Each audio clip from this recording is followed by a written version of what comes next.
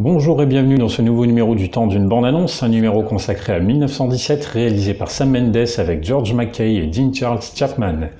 Nous sommes le 6 avril 1917. Will Schofield et Tom Blake, deux jeunes soldats britanniques, sont chargés de traverser seuls le No Man's Land et les lignes ennemies pour délivrer un message afin de sauver 1600 de leurs compatriotes, dont le frère de Blake, d'une embuscade tendue par les Allemands.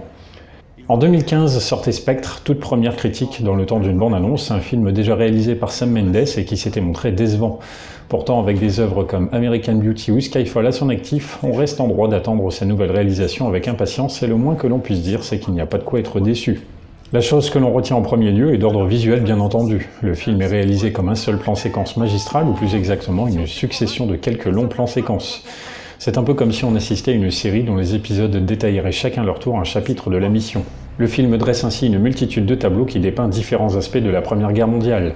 Les tranchées adverses, la rencontre avec un ennemi, la survie en milieu hostile ou encore le repos des soldats.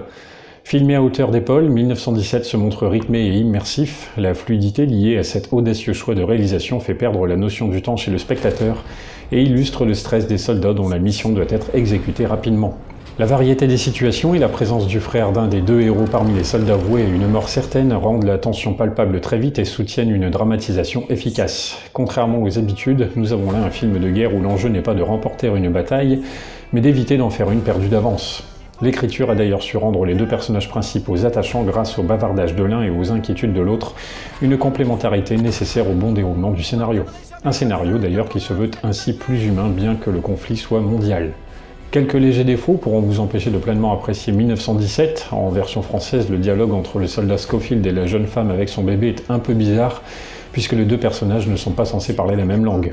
Le fait que nos deux héros survivent à la première explosion au début du film est un poil exagéré, mais surtout l'enchaînement des plans séquences implique quelques ellipses qui peuvent dérouter le spectateur car certaines scènes semblent de fait s'enchaîner presque trop vite ou trop facilement.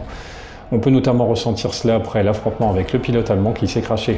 Juste après cette scène, c'est tout un corps de l'armée britannique qui passe à côté et on se demande pourquoi ils n'ont rien vu ou entendu de ce qui vient de se passer. C'est le choix artistique qui a prévalu aux dépens d'un certain réalisme, mais au service d'une œuvre immersive et visuellement impressionnante. Merci de m'avoir écouté et n'oubliez pas, le temps d'une bande-annonce reviendra.